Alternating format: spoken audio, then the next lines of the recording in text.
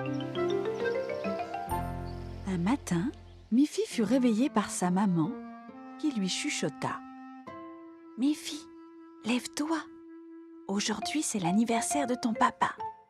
Et j'aimerais lui faire un gâteau au chocolat. »« Oh, formidable !» dit Miffy. « Papa adore le gâteau au chocolat. Et moi aussi. Je peux t'aider à le faire, maman? Et je pourrais lécher la cuillère? » « Oui, Miffy chérie, » dit sa maman. « Mais il y a un problème. Je n'ai pas de chocolat, pas assez de beurre et plus de farine. Peux-tu aller chez Tante Alice lui en demander ? » « Volontiers, maman. Tante Alice fait très souvent du gâteau au chocolat. Elle aura sûrement tout ça. » Maman Pompon donna un panier à Miffy et dit « Dois-je t'écrire une liste pour ne rien oublier ?»« Je peux très bien m'en rappeler sans liste. Chocolat, du beurre et... » « De la farine, » dit sa maman. « C'est ça, farine, » dit Miffy. « J'allais le dire, farine. » « Très bien, Miffy, tu peux y aller, » dit sa maman. « Mais rappelle-toi, pas de farine, pas de gâteau. » Miffy prit son panier et se répétait. Chocolat, beurre, farine. Chocolat, beurre, farine. Sur son chemin, Miffy rencontra Colette, qui portait aussi un panier. « Bonjour Miffy, » dit Colette. « Où tu vas comme ça ?»« Chocolat, beurre, farine, » dit Miffy. « Toi, tu essayes de ne pas oublier quelque chose d'important, » dit Colette. « Moi aussi, je vais au magasin faire des courses. Et je dois me rappeler d'acheter de la vanille, de la crème et de la farine. » Et moi, je vais chez ma tante Alice pour lui emprunter du chocolat, de la crème et de la farine, dit Miffy. « C'est très bien d'avoir une bonne mémoire, » dit Colette. Vanille, crème, farine. Vanille, crème, farine. Vanille, crème. Arriva Barbara. « Salut Miffy, » dit Barbara. « Je reviens du magasin où j'ai acheté des pommes de terre, du lait et du sucre. » C'est intéressant, dit Miffy. Moi, je dois aller chez ma tante Alice pour lui emprunter de la vanille, de la crème et du sucre. Vanille, crème, sucre. Vanille, crème, sucre. De la vanille, de la crème et du sucre. Merci beaucoup, tante Alice, dit Miffy. Et voilà, dit Miffy. Il y a la vanille, la crème et le sucre. Tu vois, je me suis souvenue de tout. Sa maman eut un sourire. Tu es sûre que tu t'es rappelé de tout ? Où est le chocolat ? Où est le beurre ? Où est la farine ? Oh non, dit Miffy. Je suis vraiment désolée, j'ai tout mélangé. Par ma faute, il n'y aura pas de gâteau d'anniversaire au chocolat pour papa. Ne pleure pas, Miffy chérie, dit sa maman. Avec de la vanille, de la crème et du sucre, je peux faire une délicieuse crème glacée d'anniversaire. Ce soir-là, quand ils furent réunis pour le dîner d'anniversaire, Papa Pompon dit « Cette crème glacée à la vanille est succulente. Quelle excellente idée !» Maman Pompon fit un clin d'œil à Miffy et ils savourèrent avec plaisir ce dessert d'anniversaire. Par un beau jour d'automne, Miffy se rendait chez ses amis Boris et Barbara. Tout en marchant, elle remarqua par terre de belles feuilles jaunes, brunes et rouges. « Comme elles sont belles !» pensa-t-elle. « J'aimerais bien les mettre sous cadre et les accrocher au mur. » Miffy se mit à ramasser les plus belles d'entre elles. Le temps d'arriver chez Boris et Barbara, elle en avait un plein panier. « Bonjour Boris, bonjour Barbara. Regardez ce que j'ai dans mon panier. Des feuilles d'automne de toutes les couleurs. » Elle les étala délicatement sur la table de la cuisine. « Est-ce que tu veux bien m'aider à fabriquer des cadres, Boris ? » Bien sûr que je vais t'aider, Miffy, dit Boris. ça fera de très jolis cadeaux. Ils se rendirent dans l'atelier de Boris et choisirent de jolies baguettes de bois pour faire les cadres. Tandis qu'ils étaient occupés, un courant d'air traversa la maison.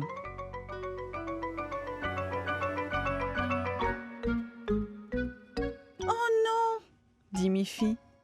où sont passées mes feuilles? C'est bizarre, Dit Barbara. mais regarde Miffy, nous avons encore 6 feuilles. 1, 2, 3, 4, 5, 6. Il y en a bien assez. Dit Barbara.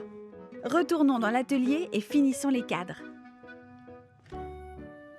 À peine le dos tourné, qu'un oiseau entra dans la cuisine et s'empara d'une feuille.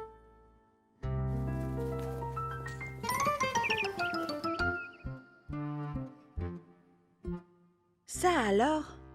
Dit Barbara. Il y avait 6 feuilles sur cette table et maintenant il n'en reste que 5. Boris ferma rapidement la fenêtre. Pas question de perdre encore une seule de ces feuilles. J'ai fait 5 cadres. Donc nous avons besoin de 5 feuilles. Eh bien, Dit Miffy. je crois que nous en avons assez. Ils disposèrent les 5 feuilles dans les 5 cadres. Comme ils sont jolis.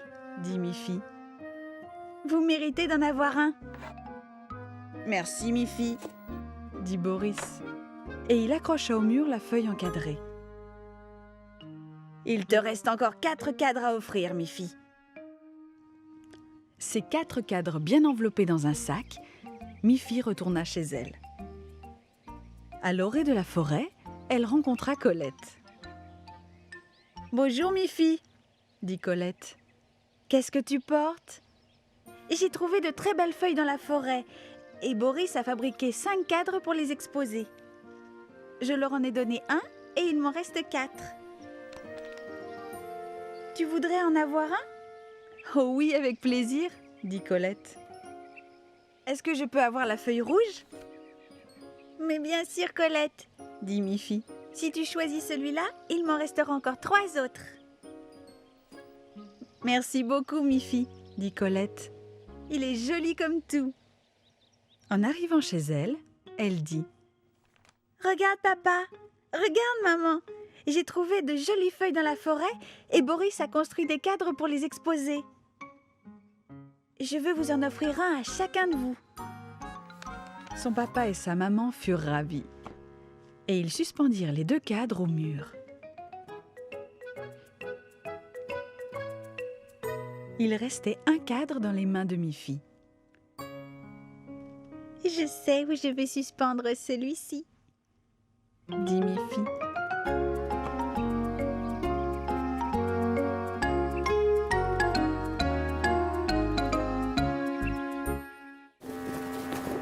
Ce jour-là, il y avait beaucoup de vent à la plage. Miffy et son papa tiraient le petit chariot de Miffy. Mais le vent soufflait si fort qu'ils avaient beaucoup de difficultés à le déplacer. Miffy était fatiguée de tous ses efforts. Alors elle dit. Papa, c'est pas une bonne place ici pour notre tente? Si tu veux, dit Papa Pompon. Mais le vent souffle si fort que ce sera difficile de la monter. Ils firent de gros efforts, mais bientôt la tente fut montée. Ils mirent toutes leurs affaires à l'intérieur pour les protéger du vent. Quel travail! Dit Miffy. Mais c'est très confortable à l'intérieur. C'est exact, dit Papa Pompon. Je crois que nous avons bien mérité quelques biscuits. Mais nous devrons les manger très vite, avant que tout ne soit recouvert de sable. Une fois les biscuits avalés, Miffy et son papa décidèrent de jouer au ballon. Mais le vent était encore trop fort. « Oh non! S'écria Miffy. Mon ballon va rouler dans l'eau! » Mais Papa Pompon réussit à arrêter le ballon juste à temps. « Il y a beaucoup trop de vent pour jouer au ballon, » dit-il. « Mais je crois que j'ai une idée. Ce vent est parfait pour une belle démonstration de cerf-volant. » Miffy entra dans la tente et en ressortit avec son magnifique cerf-volant. « On y va, Miffy ?» dit son papa. « Je vais tenir le cerf-volant le plus haut possible et toi, tu tiendras la ficelle. Quand le vent soufflera, je le lâcherai. Et si tu tiens bien la ficelle, le cerf-volant montera et dansera dans les airs. » Un fort coup de vent souffla et Papa Pompon dut lâcher le cerf-volant qui s'éleva très haut dans le ciel. La couleur rouge du cerf-volant se détachait sur le fond bleu du ciel. La force du vent faisait danser le cerf-volant de ci, de là, dans tous les sens là-haut dans le ciel. La petite Miffy avait du mal à retenir la ficelle. Elle avait peur que le vent ne la soulève de terre et l'emporte dans les airs. « Tiens-la bien fort, Miffy, » dit son papa. « Je viens t'aider. » Mais c'était trop tard. Le cerf-volant heurta le sol si violemment qu'il se brisa et se déchira. « Oh non !» sanglota Miffy. « Mon joli cerf-volant est en morceaux. » Papa Pompon lui dit « Ne pleure pas, Miffy. Le vent est beaucoup trop fort aujourd'hui sur la plage. Il vaut mieux rentrer à la maison. » Ils replièrent soigneusement leur tente et remirent toutes leurs affaires dans la voiture. Miffy tenait son cerf-volant cassé sur ses genoux. Elle ne pleurait plus, mais elle était très triste. Maman Pompon leur servit une bonne soupe de légumes. Puis Miffy alla se coucher. Cette aventure à la plage l'avait beaucoup fatiguée. Sa maman demanda à Papa Pompon « Penses-tu pouvoir réparer son cerf-volant ?»« Je vais essayer, » dit Papa Pompon. En se réveillant le lendemain matin, Miffy cligna des yeux d'étonnement. Là, sur son lit, il y avait son cerf-volant rouge. Aussi beau qu'avant. « Mon papa est formidable et très habile, » pensa-t-elle. Un matin, Miffy était profondément endormie dans son lit. Elle était en train de faire un très beau rêve. Tout à coup, sa maman fit irruption dans sa chambre et dit « Miffy chérie, réveille-toi, il est tard. Tu vas être en retard à l'école. » Miffy se réveilla en sursaut et regarda son réveil. Il était très tard. Miffy se précipita vers son armoire. « Qu'est-ce que je vais mettre, maman ?» dit-elle. « Mets ce que tu veux, » dit maman Pompon. « Mais habille-toi rapidement pour ne pas être en retard à l'école. »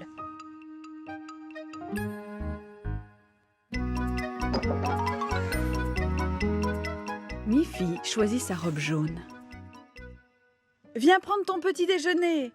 appela sa maman. « Je t'ai préparé des carottes et des tomates. » Mais quand Miffy entra dans la cuisine, sa maman ouvrit de grands yeux. « Miffy, » dit-elle, « tu as une grosse tache sur ta robe. »« Quelle horreur !» dit Miffy. « Si je dois changer ma robe, je serai encore plus en retard que jamais. »« Mais tu ne peux pas rester comme ça, » dit sa maman. « Tu dois avoir des vêtements propres pour aller en classe. Quand on est pressé, tout va de travers. »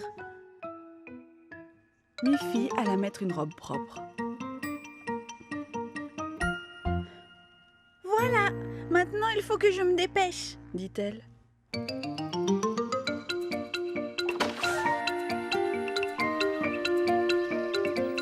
Attends, Miffy !» appela sa maman. « Tu as oublié ton déjeuner. » Au bout de quelques pas, Miffy se rappela qu'elle avait promis à sa maîtresse de lui apporter une belle pomme de son jardin. Elle savait qu'elle serait encore plus en retard, mais elle retourna sur ses pas pour prendre la pomme. Mais Miffy n'arrivait pas à atteindre les pommes sur l'arbre.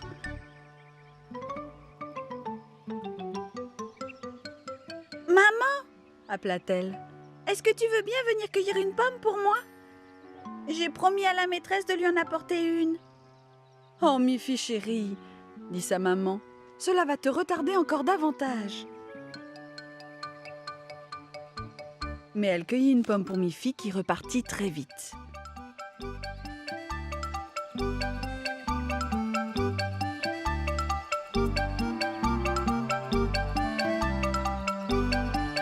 Miffy courut tout le long du chemin de l'école. « Je suis si en retard !» pleura-t-elle. Mais la porte ne s'ouvrit pas. Elle était fermée à clé.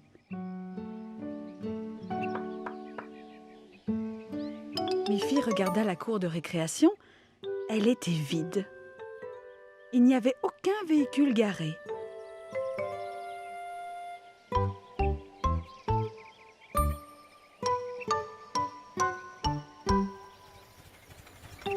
Alors, elle vit sa maman dans la voiture. « Miffy !» appela-t-elle. « Dans notre précipitation, nous avons complètement oublié qu'aujourd'hui c'était un jour de congé. Tu n'es plus en retard. Il n'y a pas école aujourd'hui. » Miffy se mit à rire de bon cœur. « Tu vois, Miffy, » dit sa maman, « quand on veut aller trop vite, tout va de travers. »« Mais pas tout, dit Miffy. Aujourd'hui, je peux manger cette pomme délicieuse. Et demain, j'en cueillerai une autre toute fraîche pour la maîtresse. » Miffy rentra en voiture avec sa maman et profita gaiement de son jour de congé.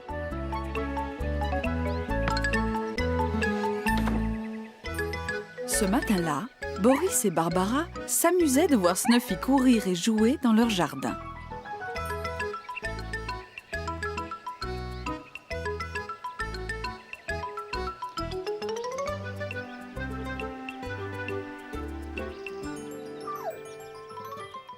Snuffy s'en donne à cœur joie, dit Barbara.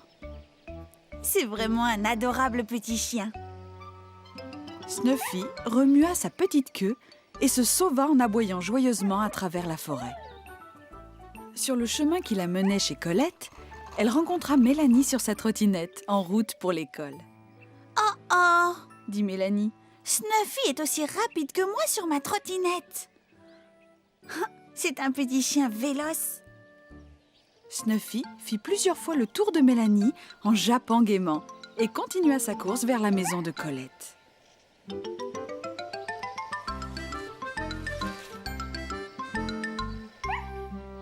Bonjour, petite Snuffy, » dit Colette. « Tu m'as l'air d'être en pleine forme aujourd'hui. »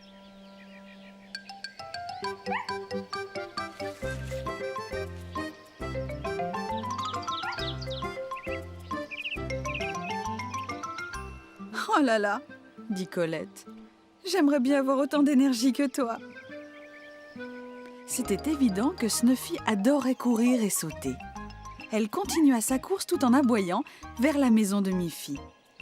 Mais Miffy n'était pas chez elle. Snuffy fit plusieurs fois le tour de la maison, mais elle ne la trouva pas. Bientôt, Snuffy se sentit fatiguée et eut envie de se reposer. Elle se coucha devant la porte et s'endormit très vite. Un peu plus tard, Miffy revint de l'école et vit Snuffy étendue devant sa porte. Snuffy ne bougeait pas d'un poil. Miffy fut très inquiète. « Snuffy ! Snuffy !» appela-t-elle. Mais Snuffy ne bougea pas une oreille. À ce moment-là, Colette arriva et Miffy lui dit « Oh, Colette, regarde! Snuffy est étendue là sans bouger. Elle doit être malade. » « Mais voyons, » dit Colette. « Ce matin encore, elle courait et sautait dans mon jardin. Elle était en pleine forme, je t'assure. » « Mais regarde dans quel état elle est. Je suis sûre qu'elle est malade. » Mélanie arriva sur sa trottinette. « Regarde, Mélanie, » dit Miffy. « Snuffy doit sûrement avoir quelque chose. Elle reste couchée sans bouger. Pourtant, ce matin, quand je l'ai vue, elle courait et sautait plus que jamais. Crois-moi. » À ce moment précis, Boris et Barbara arrivèrent, portant un sac de victuailles. « Bonjour, Miffy, » dit Barbara. « Tu m'as l'air bien triste. »« Je m'inquiète pour Snuffy, » dit Miffy. « Elle reste couchée là, sans bouger. J'ai peur qu'elle ne soit malade. Mais tout à coup, Snuffy ouvrit les yeux et renifla. Regardez, Dit Boris. Snuffy a senti l'odeur des aliments dans notre sac. Elle était simplement très fatiguée, Miffy. Mais l'odeur d'une bonne nourriture a suffi pour la réveiller. Allez, viens chercher un bon biscuit, Snuffy. Dit Barbara. Après sa sieste et le biscuit, Snuffy était à nouveau prête à courir dans tous les sens. Miffy était très contente de voir que Snuffy allait très bien.